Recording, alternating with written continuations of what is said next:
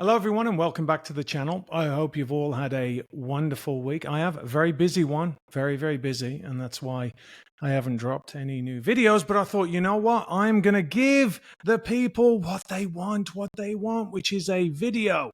So here I am. I thought I'll do the same format again and go through your questions because there's some that I got after I did the last Q&A. So without no further ado, I will get on with it. Here are your questions. You ready? So Lee Seymour says, you ever worked with any of the following who are the main cast of Common as Muck? No, I haven't worked with Edward Woodward. Edward Woodward, remember that? Edward Woodward. How much would Chuck? I don't know. There was a joke in the 80s about Edward Woodward. I think, was it, what'd you call a man with a plank of wood on his head? Edward. What'd you call a man with 3 planks of wood on his head? Edward Woodward. I won't give up my day job. Anyway, Roy Hood, no. Neil Dungeon. Tim Healy, I know Tim because I worked with his darling wife at the time, Denise Welsh. And Tim is a lovely guy. All right, so James Noble, who is your favorite fellow celebrity? I don't really have, I don't see people as celebrities. I just see them as my friends, if they are my friends, and in the entertainment industry or sports or whatever. I don't really have one. All right. Ahoy the matey. Right. For Rambo Prep, did you get the chance to live fire a 50 caliber rifle? I didn't. But what we did have on that movie was you have like quarter rounds, half rounds, and blanks. So I shot those, and that was quite something. But about a year ago, I went and I did a show called Hollywood Weapons with my buddy Terry Shepard. And I got to recreate a couple of the shots from that film. So that was a lot of fun. You'll have to watch that to see it. Of course, you'll have to watch it to see it, but you'll have to watch that to see what happened. There you go. I need another coffee. All right. Homestar, the sci-fi movie. What movie projects interest you the most? As in, what's your preference these days, in front of the camera or behind it? You know, I like being behind the camera. I don't know why that is. I think that there's such a lack of great material. And I mean, there's certainly great directors, but you don't really get to work with them anymore, or certainly you don't if you've been cancelled. So I like being behind the camera because you're able to control more. Not that I'm a control freak or anything like that, but you do get to work with people. I love people. I love working with people. I love working with material. So I'm quite content with stepping back now and just being behind the scenes. He says doing a podcast. I'm doing this because, you know, you got to do it, right? Someone's got to be out there doing it. But I would much rather be behind the scenes. I'm not really one that craves the limelight. So, yeah, it's not what it's cracked up to be. Let's put it like that. Phil Johnson says, have you been to an NHL game? Yes. The very first and only NHL game I went to, I actually got Jerry Bruckheimer's courtside seats for the Kings.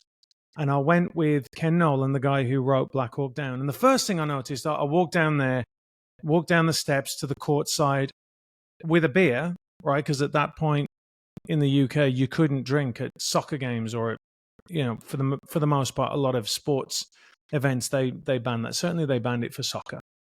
And so I was like, oh, you can have a beer courtside? Like, what's that all about? Secondly, everyone was mixed in together, and it was against the Flyers, right? So that when they scored, everyone was going, you know, and they got those things that they used to clap together. If you say, and I was like, is he going to go off? Because in the UK, if you find somebody that's in of the opposite team's fans in your stand, there's a high chance there's going to be a fight. I'm just saying. And so that was a shock. But then I saw these, like, number one, these guys are giant, right? Like a lot of the NHL players are really big. And they just threw down their gloves and started punching the hell out of each other. And I was like, what is this? He was like, oh yeah, no, they can do that. They can have a fight. I was like, this is the greatest sport ever. So I really enjoyed it. It was great. All right. Lawrence Cornell. Matthew Marsden, can I ask why you picked the state of Texas to live over, say, Florida. I'm 46-year-old father of two who's fed up with the UK. I live in Poole. It's a lovely part of the area, right? Arguably the best place to live in England, probably. Seriously considering relocating to a red state, as I'm lucky enough to have visited America a lot. All right. I love Florida. I absolutely love Florida. And I think if you are going to move from somewhere like Poole, where you've got that wonderful coast and the sea and everything, it's a really amazing way to live your life. I would go to Florida. Florida's amazing. I'm not like most people, like, oh, bugs. I don't care. The beaches are spectacular. The water's amazing. I'm a big diver. So I do love it there. But I think that Texas is going to be the hub of entertainment in the next 20 to 40 years if we get it right. And so that's one of the reasons why I moved here. Dallas, you can get everywhere. It's people in Texas are very much because of the oil business. So there's a lot of money here. And they tend to be kind of a little bit like rogues, like, that I don't mean bad rogues, like, they'll kind of like, they'll be like, yeah, let's give it a go. They've got that like can-do attitude, which I really, really love. And that's what we had in California. So they're a little bit like the people in California. Well, certainly in 2000 when I came over, the people in California really had a can-do attitude. And I think they still have that in Dallas. And you don't have to look over your shoulder when you're talking because, if people don't agree with your politics, they're just normal people. They're just going, okay, we disagree. It's not mental. But Texas is asleep at the wheel. It's asleep at the wheel a little bit with its politics, so they have to wake up. But I love Texas. To me, Texas was like the heart of America, so that's why I moved in. All right. Christopher Russ. Will the increasing competition with Hollywood increase the opportunities for new or raw talents to break into the industry? You've addressed issues with the untrained talent and how they can be a drag on the set before, but I'd love to hear more. Okay, so Hollywood is opening an opportunity for creators because it's showing you what nobody wants. Right? Nobody wants it. They've moved the Overton window so far. Now people are just like, I don't want this.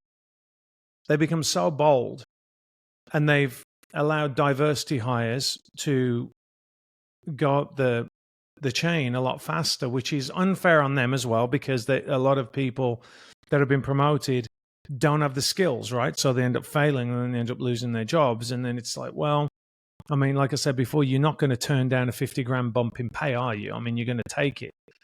But they're doing people a disservice. So what it's doing is it's opening up opportunities for another independent kind of film movement in America. The problem is the people that are funding the independent movement are normally, if they're conservatives, or they're normally Christians, and so they're very, very rigid on what they want in their movies. And I understand that. I understand why. But you've got to give the artist space to create, right? So there is an opportunity for young filmmakers to move up, but we need to really have a base of funding so that we can nurture those filmmakers, because it's really, really important for the future of the country to understand messaging, to understand story, and how to get those stories out there in a tangible way, instead of just putting out movies, Christian movies that everyone's like, whatever, all right, I'll go and see it because my pastor told me to, but really, I can't wait to get home. And actually what you're seeing people do is actually going back and they're watching older TV shows that they wouldn't have watched before, or older movies that they hadn't watched before, and watching them or revisiting them. Like I just did a revisit of Rocky, and they really are amazing films. Linda Coleman, I know you have a son living in England. Are your other 8 children still at home with you and your wife? If so, can you share their ages? Thank you. Yeah, my kids are still at home, and they range from 17 down to soon to be 1. So I've got all in between. Alex Ash goes into something about intelligence and Obama. I'm not going to talk about that. All right. Two Brick Short, what's your daily routine when not working? I try to be as structured as possible. what it used to be was I'd get up, I'd take the kids to school, and then I would hit the gym immediately. So I'd be in the gym kind of early, and then I'd continue doing other things within the day because I'm always working, I'm always doing something. Even though I'm not on set, I'm doing something, working on different projects, working in different areas even. You know, I have to be busy. I have to be learning something or doing something. I'm not a bum. I can't sit down. It drives me bonkers, actually. Sometimes I should, actually. Sometimes I should. And then later on in the day, it's like I help my wife. We work together, shuffling the kids to their different exploits, whether it's ballet or soccer or football or whatever. All right. Mr. Bish, biggest movie role you turned down? I have to really think about that because it depends what that means. Like the most amount of money that I turned down or the movie that went on to do big things. There was one that I turned down and I ended up doing something else, but I'm very, very grateful for that because I met my wife. So I got an offer and it was, my agent called me and they're like, hey, listen, you know, you're going to get paid this much money. And they want to go and do this movie and they're going to fly you over just to meet the director this weekend. And I was like, okay. And I'm like, this is it, right? When you start getting those calls. And then literally the next day they went, you've got another offer, which happens kind of often. I went off and I did Helen of Troy instead and met my wife on that. So I am very grateful. It's kind of weird to think that, you know, those branches in life where you make a decision. If I would have gone and done that other movie, none of my kids would be here.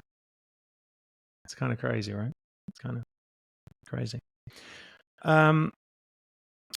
Conservative Dave says, what's been your best work, would you say? That's hard, right? Because I think there are movies that are great that I might have had a smaller part in. So, for example, Black Hawk Down, double Oscar winner, legendary movie, probably one of the greatest war movies of all time.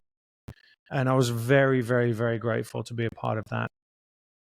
And then there's other jobs where I feel like I got to really play the role that I wanted to play. Like when I directed I Am That Man, I was very happy with my performance in that because I was able to capture exactly what I wanted in the character. And that's not always the case, right? Because you'll be playing a role and the director will nudge you. And sometimes they nudge you in a way that actually doesn't benefit the piece. And then other times they'll nudge you in a way that makes you better. So I really don't know. I mean, a lot of people say Schoolboy, but Schoolboy was a brilliantly written character by Sly and a brilliantly directed character. So I don't know. I'm very happy with the movie I just did, Protocol 7. So, you know, it's different things at different stages of your life, right? Is that non-committal enough for you? Didn't answer that at all. Okay, which actor, so Etienne Martinez says, with which actor have you enjoyed the most working within a movie? I have worked with so many great actors, like so many great actors. That'd be really difficult. I mean, obviously, working with the legends is one thing. You get a lot out of that. Working with Sly, working with, you know, I work with Ben Gazzara on something. I work with Jonathan Rhys-Davies. I've worked with Michael Caine. I mean, I could just go. I worked with Martin Landau. I mean, just a lot of amazing actors. And then there are people that I really just loved being around. Like the whole cast of Rambo were amazing. Graham McTavish is one of the loveliest guys around. Black Hawk Down was amazing. So many great actors on there. My buddy Ian Virgo, I'm going to do an interview with, so you guys should watch that. That's going to be really interesting, talking about Black Hawk Down. And then, again, the movie I just did, I worked with a new actress called Rachel Whittle. She's unbelievable. I loved working with Heather Graham, super sweet person. But, I mean, I think if I was to look at something where I thought, because those movies are kind of like, you know, chunks on their own and you know they're done, right? Like you go and you do them and that's it. But when I worked with Cody DePablo on NCIS, that was really great. Like, we got on super well. There was a real chemistry there. It was very well written. The show was very well written. It's a lot of people's favorite episode of NCIS. And I love her. She's an absolute sweetheart and a terrific actress. And that was really amazing to work with her on that. And Jennifer Love Hewitt, when I worked with her on the Ghost Whisperer, that she's just an absolute sweetheart, sweet person. And all the guys from DO. I could go on. I'm just very lucky. Work with a lot of great people. Danny, did you ever turn down a role that you later regretted? It's a great question. I actually did turn down one role in a series that went on to go on for 10 seasons. And actually, it's a funny story because I actually got off. I got asked if I could go in to do a test, and it was pretty much a formality, and I turned it down because my agent said you shouldn't go.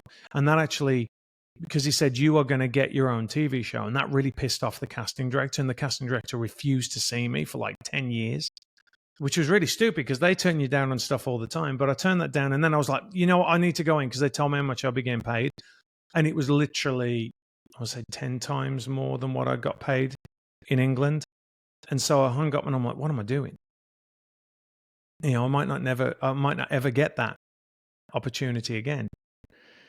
And, you know, coming from, a working class kid from Council Estate, I was like, what are you doing? Turn down all that money. And then I went in and I didn't know what a test was. I walked in and a test is like basically all the studio execs turn up and they're like this far away from you. And I was like, what is going on? And it was jammed in between a bunch of other meetings I got. And so I blew it. But I knew I went in and I wasn't prepared. And that was probably the only time in my life I've ever gone into a situation, an audition where I wasn't properly prepared. So I turned it down initially. And then I did go in and I blew it. And there was another job that was turned down for me by my agent that I never knew about. That's a whole other kettle of fish, where I would have loved to have done that role. And the director came to me afterwards and he went, you know what, Matt, I was so pissed off at you for so long. You turned down this movie. And I was like, what? My agent turned it down for me. It happens. So, all right. Kimmy D, what movie, TV show would you have liked to have been in, and what role would you have had? Would you have wanted? Sorry. Again, I need more coffee. I would love to have played one of those. Yeah, I mean, TV shows. I'm not really a TV guy. When I first moved to America, if you did television, it was looked down on, because if you're a movie actor. And then that changed, obviously, with everything that went on with the cable. Cable started getting better and better and better. So there's been a couple of jobs that I've gone in for and I've like, oh, I'd really like to do that. That would be a lot of fun. I would like to have done Lord of the Rings. I think I would like to have done that because I'm a big Tolkien fan, and that would have been something else. All right. David Johnson. Is Brian Robson adored by West Brom supporters as much as he is by Man United? Yeah, he is. Yeah, everybody loves Brian Robson. There was a time when, by the way, for the guys that don't know, Brian Robson was a player that played for my team, West Bromwich Albion, and then he got transferred to Manchester United, and he was kind of one of the great players of all time. And he came back and he managed us, and he did the Great Escape, which was we were bottom at Christmas and then bottom of the league in the Premier League, and then we stayed up. Was first team ever to do that. So he's a legend. I think there was some time when it's like anything, a legend comes back, it's very difficult. And a few fans got mad because he was playing certain players and whatever. But yeah, he's a legend. Briarcliff 08. What states did you and your wife consider moving to, and why was Texas your choice? I kind of answered that a little bit before, but we were considering Florida and considering Georgia. Georgia because of the film industry in Peachtree City. But really, Texas was the place. Brian, did you ever work with Vincent D'Onofrio? No, but I did go to a funeral with him. Isn't that weird? Dono, which over 70 actor, actress still knocks it out of the park? I mean, Michael Caine in everything he does. Al Pacino's still great.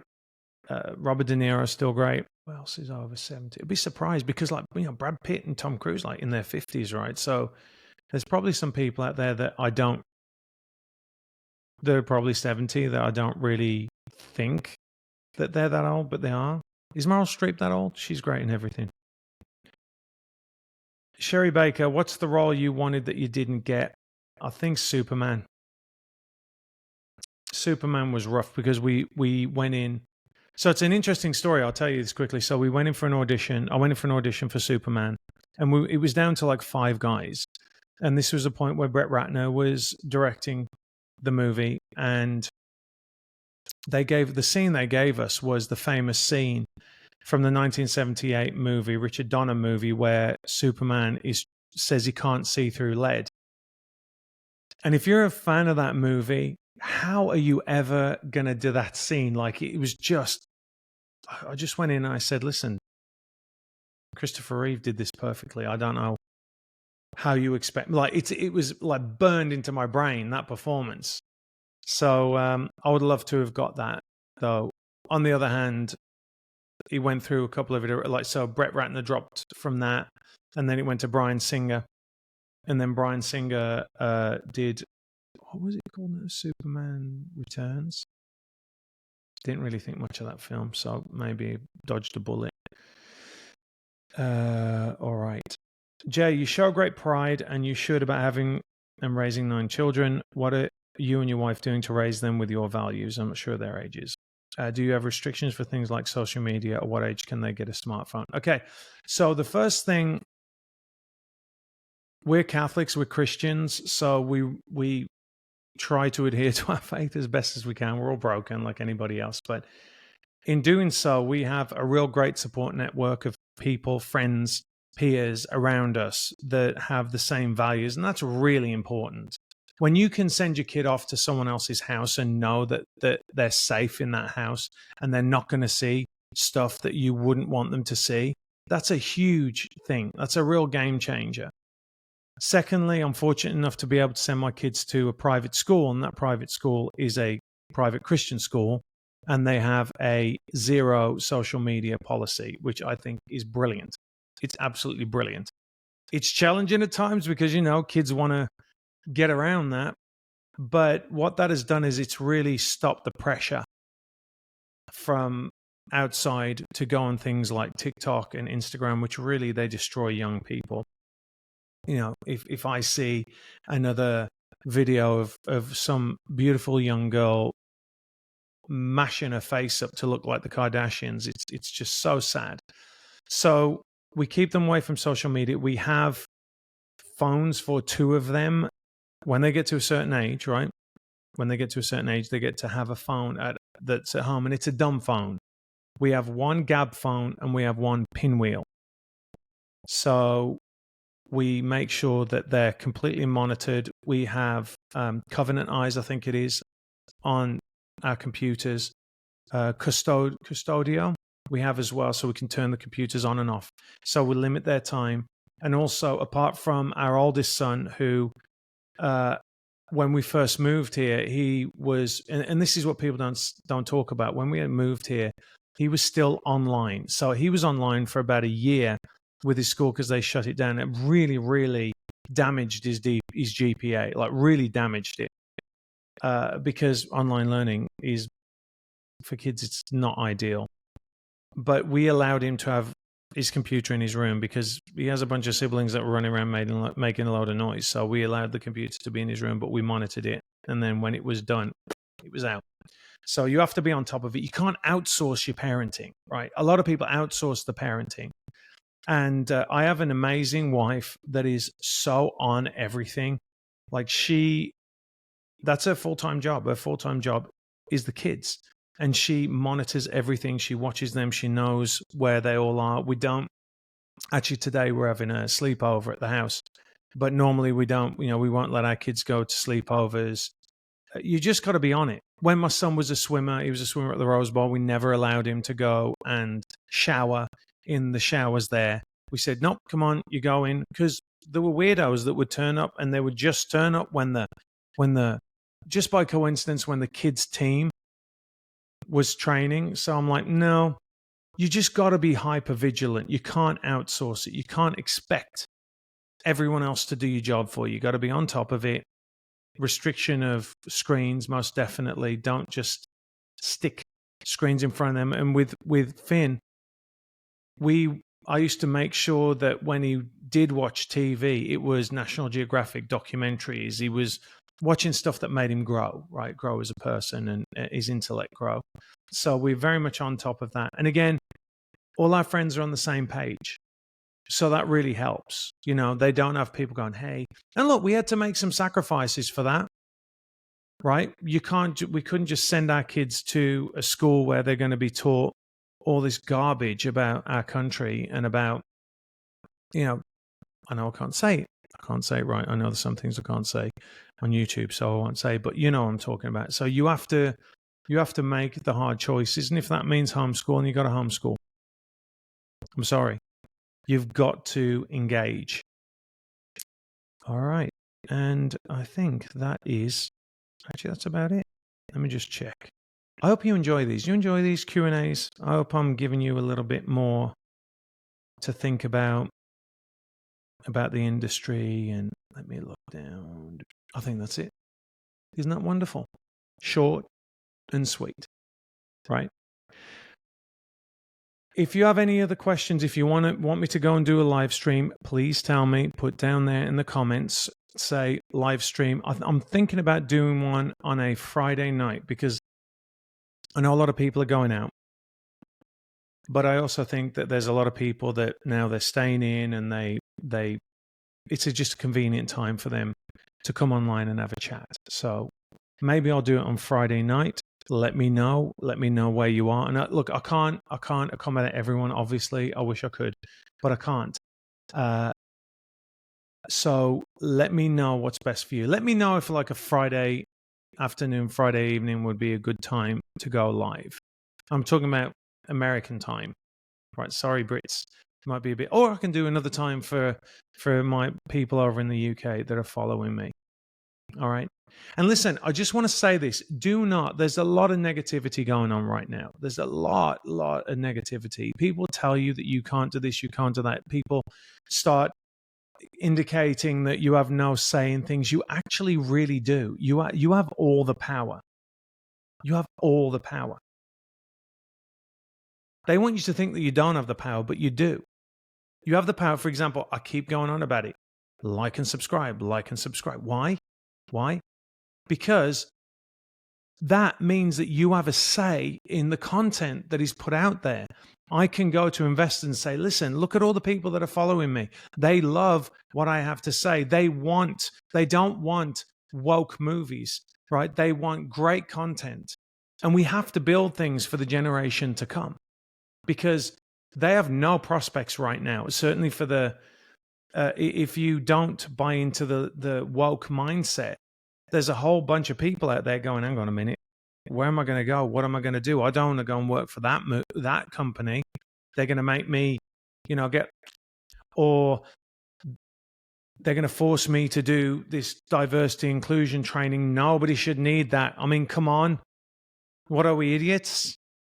We know that content of character matters. We know that is the most important thing in a human being, that the other characteristics that you are born with are, as I keep saying, the least most interesting thing about a human being. All right? So we've got to build this for others. We can't just throw our hands up and just detach, right? We've got to help them. So, you know what they say? Help me, help you, okay? Help me, help you, help me. I don't know. Something like that. All right? So thank you for following me. I really, really appreciate it. I love the interactions. You guys are really amazing. You make me smile. I look on X and your comments are just fantastic. So let's keep it going. And let me know what you want me to talk about. I can talk more about family. Would you like me to talk more about that? How I deal with things with the kids, the entertainment industry, what's going on there. But I've got some great interviews coming in. You guys are going to really love it. So again, I'm so grateful for you. You know that. Like and subscribe. And remember, not all actors are like this. I promise.